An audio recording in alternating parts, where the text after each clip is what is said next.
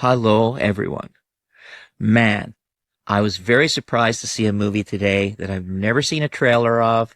They've never advertised it. I was just walking in Toronto and I had some time in between to do something. And I was like, it's playing. I'll go and see it now. So I go in there. It's called Dangerous Animals. Never heard of it. So I go in with no expectations at all, just by looking at the poster. And man, it was a great film. And it was also from the same director of The Loved Ones, Sean Bruni. If I'm saying his name right, Sean Bruni directed The Loved Ones, and he wrote that movie as well. And that's an underrated horror movie.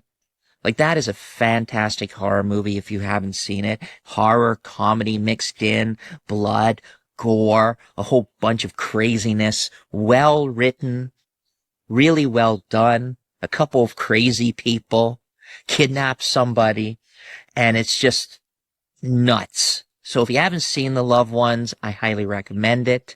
Then he went and he did The Devil's Candy. Never seen it. He wrote and directed that one as well.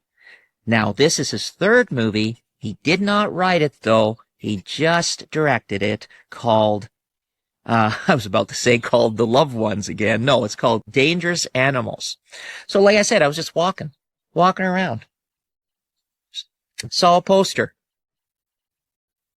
And I said, this looks interesting. Went in. There was only 5 other people there. After the movie was over, I talked with them. They liked it. I liked it. It was just like, it reminded me of a lot of things. Now, the psychopath in this movie was, Jay Carney, if I'm saying his name correctly. Could be saying his name a little off. I have a little bit of a pronunciation wrong. But he was in Jack Reacher, and he was in a few other movies, but they haven't really used him to his full potential. His full potential is to actually play a psychopath, because he's absolutely insane in this. Even the way he talks, you know something's going to happen right away. Like the opening scene, was just absolutely insane. But it was gorgeous, because you got a beautiful boat, you got a beautiful scenery, you got this beautiful scenery. It kind of reminded me of the movie Barbarian in a way. And it also reminded me of many others, like Silence of the Lambs, Dexter, like all these psychopaths. Just really reminded me of it, because he played a perfect psychopath. Now, right at the beginning of the film, there's 2 people that slept in. So they didn't go with their group. They were supposed to go somewhere on their group that day, and because they slept in, they missed out on it.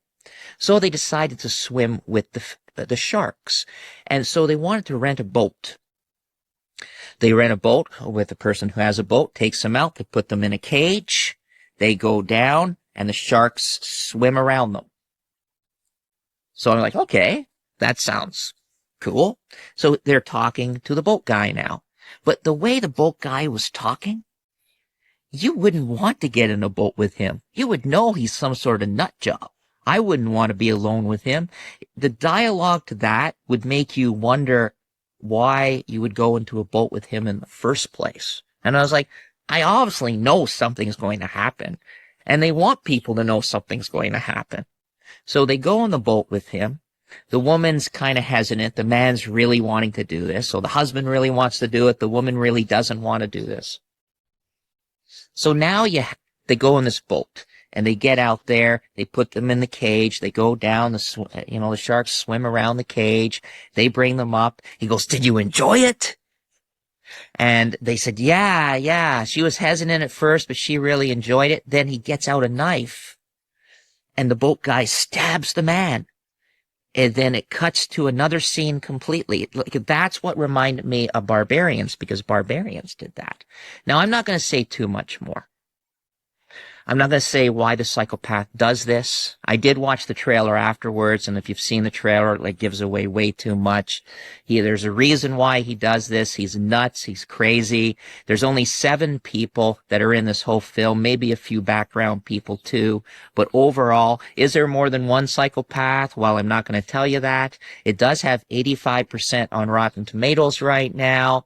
And Hesse Harrison is in this too, and she's a wonderful actress. I've never seen her act it before, and she just played a really good a really good character. Now she comes into play with Josh Houston.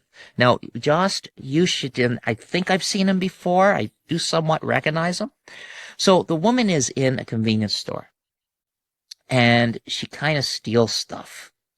As she walks out, the man follows her.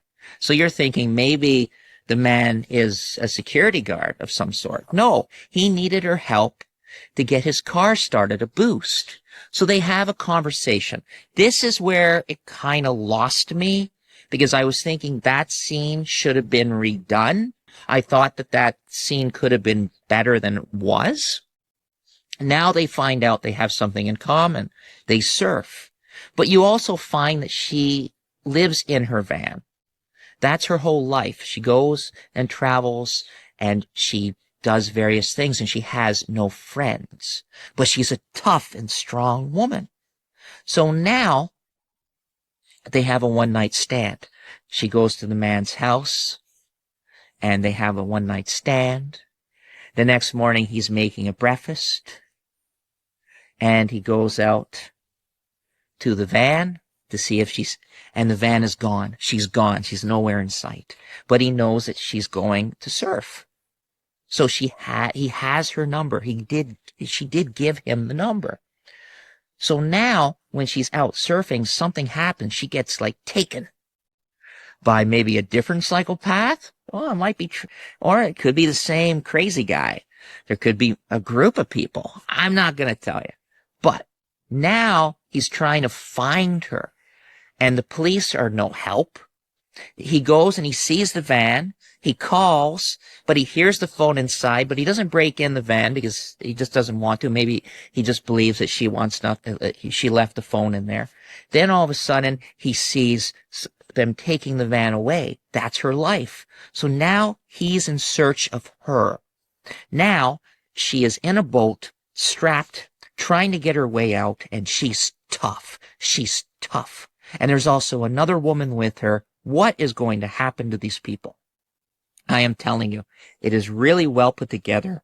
And the psychopath really reminds me of Silence of the Lambs. Especially there's a certain dance he does. And it's just so fascinating. It is so well put together. I'm not sure on the budget of this, but it's a fantastic film. And he's a great director. He really is. He didn't write this one though, but if you haven't seen his work, you gotta see The Loved Ones, an underrated horror movie. And I gotta check out The Devil's Candy. I personally give this movie a 10 out of 10. I just loved it. I thought it was crazy and fun, and that's how it should be. All right, everyone. Bye for now. Check it out. Dangerous Animals. And does that mean there's more than just sharks? Who knows?